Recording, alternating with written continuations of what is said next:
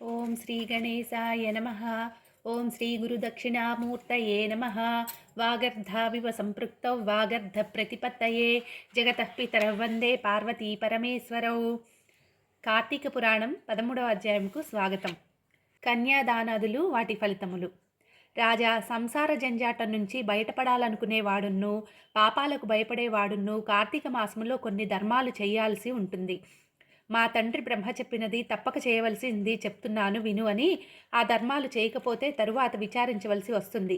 కార్తీక మాసములో కన్యాదానం, తులాస్నానం, శిష్టపుత్రునకు ఉపనయనం చేయించడం, విద్యాదానం, వస్త్రదానం, అన్నదానం చేయవలసిన ఉత్తమ ధర్మాలు. ఒక బీద విప్రకుమారునకు సొంత సొమ్ము ఖర్చు పెట్టి ఉపనయనం చేయిస్తే ఆ వటువు చేసే గాయత్రి జపం వల్ల వచ్చే పుణ్యఫలం చేయించిన వానికన్నా వస్తుంది. అంతేకాదు, వేల కొద్దీ చెరువులు తవ్వించడం, నూతులు తీయించడం, 100 రావి చెట్లు నాటించడం వల్ల వచ్చే ఫలం ఉపనయనం చేయించడం వల్ల వచ్చే ఫలములో 16వ వంతుకి కూడా సరికాదు.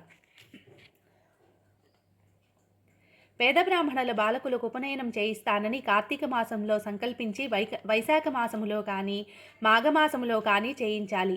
అలాగే కన్యాదానం కార్తీక మాసంలో చేసినవాడు ముక్తి పొందుతాడు. వాని పితృదేవతలు బ్రహ్మలోకానికి వెళతారు. దీనికి ఉదాహరణగా ఒక కథ చెప్తాను విను. కన్యాదాన ఫలం. మునుపు వంగదేశములో సువీరుడనే రాజు ఉండేవాడు. ఆ రాజు ఎంత బలవంతుడో అంత దుష్టుడు. అతనికి భార్య లేడి కన్నుల వంటి కన్నుల గల అందగత్తె. సువీరుని పేరు చెప్పితే మండిపడే దాయదులంతా ఒకటై దండెత్తి వచ్చి రాజ్యం హరించి పట్టణం నుంచి వెళ్ళగొట్టారు. సువీరుడు చేసేది లేక భార్యతో అడవికి పోయి నర్మదా నది గట్టున ఒక పర్ణశాల నిర్మించుకొని దుంపాధూళి తింటూ కటికి దరిద్రుడై కాలం గడపనారంభించాడు. కొంతకాలానికి ఆ రాజదంపతులకు ఒక ఆడబిడ్డ కలిగింది. ఆ పిల్లను అతి కష్టం మీద పెంచుకుంటూ ఉన్నారు. ఆ పాపకి 8 ఏళ్ల వయసు వచ్చింది.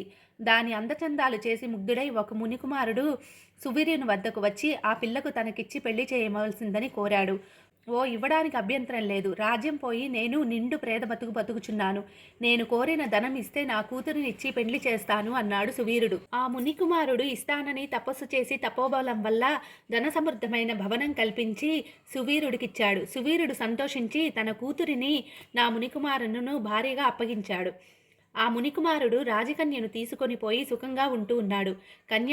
కన్యా విక్రయం వల్ల వచ్చిన ధనంతో సువీరుడు ధనవంతుడై సుఖజీవనం గడుపుతూ ఉన్నాడు. కొంతకాలానికి సువీరునికి ఇంకొక కూతురు పుట్టింది. మంచిది, దీనిని ఇంకొకనికి అమ్మి ధనంతో ఇంకా నేను మిక్కిలిగా భోగాలు అనుభవించవచ్చునని సువీరుడు అనుకున్నాడు. అలా ఉండగా ఒకనాడు ఒకేతి నర్మదా జల స్నానానికి అక్కడకు వచ్చి రాజును చూసి, ఎవరు నువ్వు, ఈ అడవిలో ఉండటానికి కారణం ఏమిటి అని అడిగాడు. రాజు తన చరిత్ర చెప్పి, ఈ పిల్లలను కూడా ఇంకొకనికి విక్రయించి సుఖపడాలని చూస్తున్నాను అన్నాడు.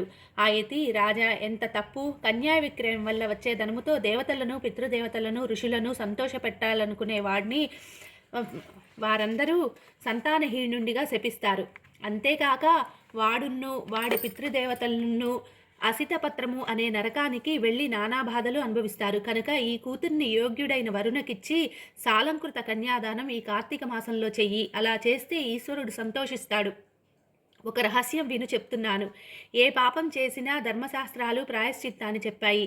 కన్యా విక్రయ పాపానికి ప్రాయశ్చిత్తం ఏ శాస్త్రంలోనూ లేదు. కనుక అలాంటి పాపపు పని ఇక చెయ్యకు అని చెప్పాడు. అదంతా విని వాడు వికారంగా నవ్వి, అయ్యా, శరీరం సుఖాన్ని కోరుతుంది. సుఖం అనుభవించడానికి ఇల్లు, ఇల్లాలు, సంపద, శరీర సుఖం లేని దానాలు, ధర్మాలు ఎందుకు? ఇలాంటి ఉపదేశాలు నాకు చేయనక్కర్లేదు. నీ దారిన నువ్వు పో అన్నాడు. వాడి మూర్ఖత్వానికి విచారించి ఎత్తి వెళ్ళిపోయాడు. కొంతకాలానికి సువీరుడు చనిపోయి యమలోకానికి వెళ్ళాడు. వాని చరిత్ర తెలిపి యముడు కోపించి అసితపత్ర వనంలో పడవేయించాడు. అక్కడ సువీరుడు భరించరాని యమశిక్షలన్నీ అనుభవిస్తూ ఏడుస్తూ ఉన్నాడు. సువీరుని వంశీయులలో శత్రుకీర్తి అనే రాజు ఒకడు ఉండేవాడు. అతడు పేరుకి తగిన దొడ్డవాడు. చేసినవన్నీ ధర్మకార్యాలే. అందుకు తగినట్లు స్వర్గములో భోగాలను అనుభవించి పితృదేవతలను కూడా నరకానికి వెళ్లేలా చేశాడు. అక్కడ యముణ్ణి చూసి, ఏమయ్యా, నేనన్ని పుణ్యకార్యాలే చేశాను, స్వర్గానికి వెళ్ళాను, తిరిగి ఈ నరకానికి రావడం కారణం ఏమిటి?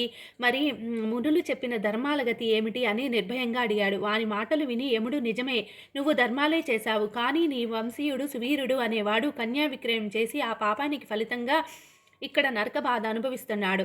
ఆ పాపం వల్లనే నీకు, నీ పితరులకు నరకప్రాప్తి అయింది. ఇందరికీ విముక్తి కలగడానికి ఒక ఉపాయం చెబుతాను విను. సువీరునికి ఇంకొక కూతురు పెండ్లి కానిది ఉన్నది. నీవు ఈ శరీరముతోనే నర్మదా నదీ తీరానికి వెళ్ళు. అక్కడ ఉన్న మునులతో ఆలోచించి తగిన వరుణకు కార్తీక మాసములో నగలతో అలంకరించి పెండ్లి చెయ్యి.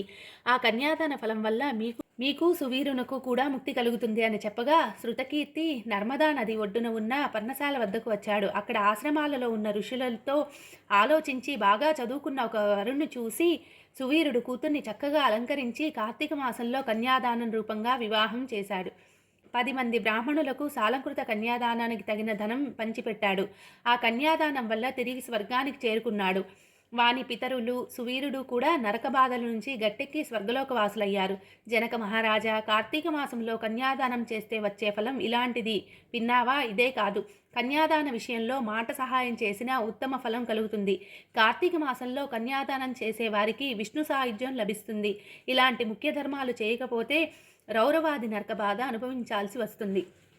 ఇది శ్రీ స్కాంద పురాణ అంతర్గత కార్తీక పురాణము 13వ అధ్యాయం సంపూర్ణం.